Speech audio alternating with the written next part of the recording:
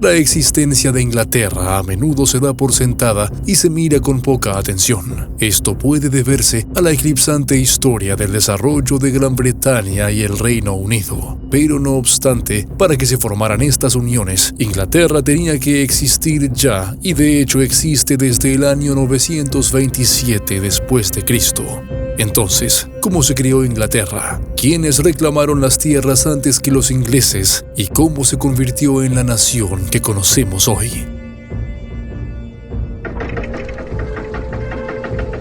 A medida que el Imperio Romano comenzó a desaparecer de las islas británicas, el área de la Inglaterra actual comenzó a ver una ola de migración de tribus germánicas anglosajonas. Según algunos historiadores, después de la partida de los romanos, los británicos nativos fueron atacados por los pictos y escoceses cercanos y posteriormente dieron la bienvenida a algunos de estos anglosajones con la esperanza de que expulsaran a los otros invasores. Los pueblos germánicos lograron expulsar tanto a los escoceses como a los pictos, pero luego se volvieron contra los británicos nativos y establecieron su propia autoridad a principios del siglo VII. Los nuevos gobernantes anglosajones instalaron entonces los reinos de Essex, Kent, Sussex, Mercia, East Anglia, Umbría del Norte y Wessex en el continente británico. Hay registros mínimos de lo que sucedió durante los siguientes siglos en estos reinos, pero sí sabemos que no pasaría mucho tiempo antes de que los anglosajones se enfrentaran a sus propios invasores. En 793, un ejército vikingo desembarcó en el monasterio de Lindisfarne y asaltó el edificio sagrado.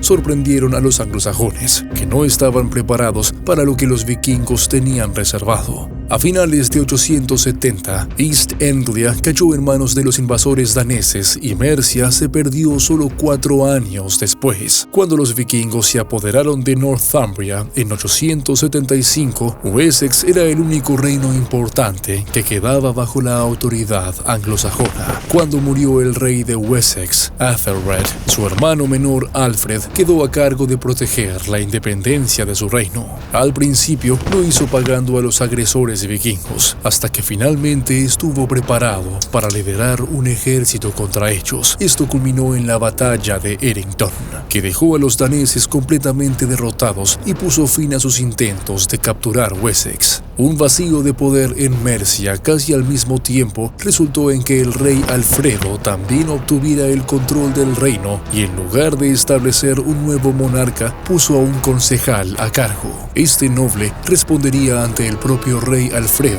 y mantendría al rey de Wessex como la máxima autoridad en ambas regiones ahora. Después de la muerte del rey de Wessex y líder contemporáneo de Mercia en 1911, Eduardo el Viejo y Athelflaed se convirtieron en sus respectivos sucesores, y ambos trabajaron para aumentar aún más sus territorios. En 917, Athelflaed expandió sus tierras hacia el norte y Eduardo pudo incorporar toda East Anglia a su reino. A medida que Athelflaed siguió adelante con la expansión, logró extender el territorio de Mercia hasta York. Aunque Athelflaed murió poco después, se suponía que su hija Athelflaed ocuparía su lugar y continuaría con el rumbo actual. Sin embargo, inesperadamente, el pueblo de Mercia derrocó rápidamente a su nuevo líder y accidentalmente creó la oportunidad perfecta para que el rey Eduardo de Wessex se apoderara de toda Mercia poco después. En 1918, los anglosajones continuaron adentrándose en el territorio de Danelaw y poco a poco ganaron más y más tierras. En el momento de la muerte de Eduardo en 1924,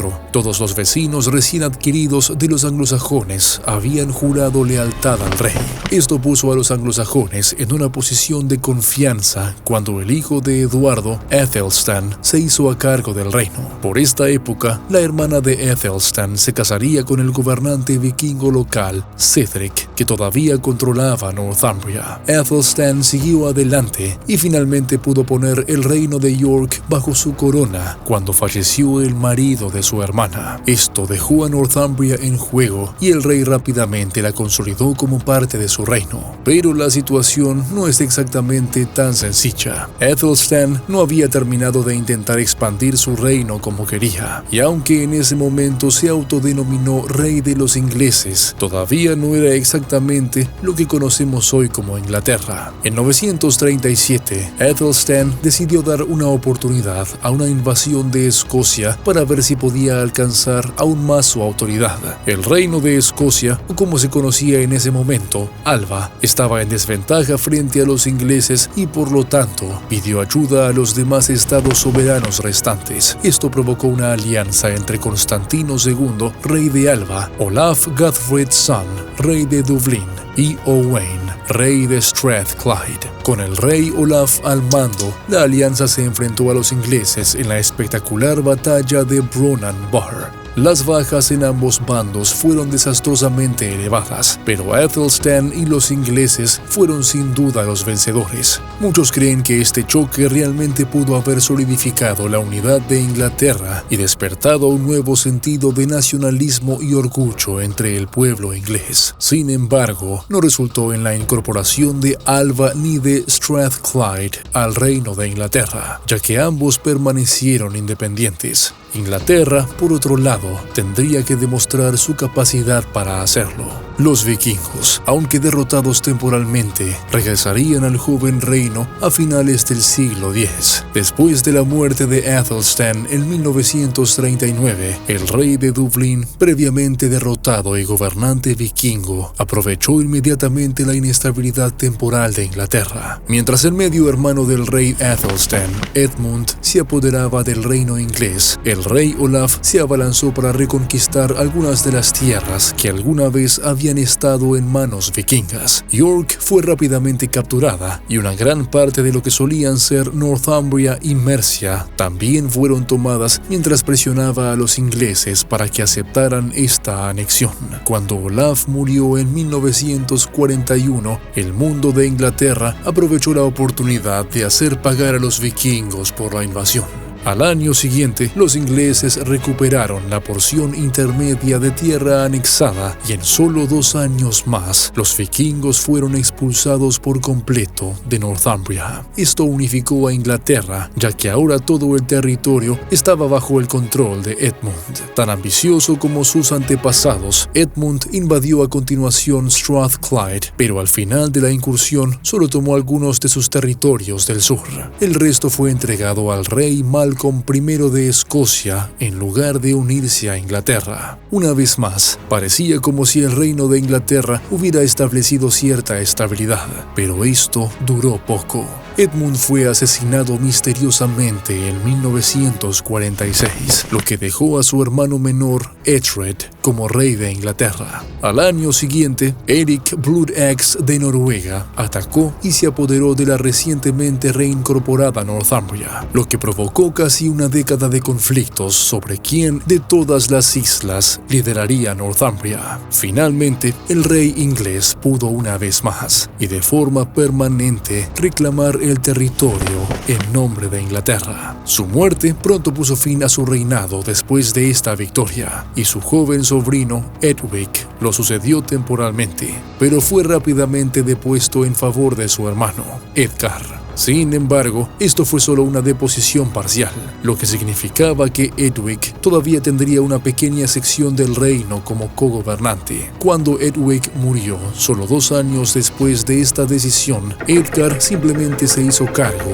de toda Inglaterra. Bajo el reinado del rey Edgar, conocido como Edgar el Pacífico, finalmente se pudieron establecer los verdaderos cimientos del reino inglés. Se aprobaron muchas reformas y se mantuvo una gran cantidad de sistemas y leyes que habían existido en Danelaw. La paz, la unidad y el orden fueron los pilares del reino de casi 2 décadas de Edgar, y su trabajo ayudó a solidificar plenamente la unidad del joven reino de Inglaterra. La formación definitiva de Inglaterra fue un proceso largo e inestable.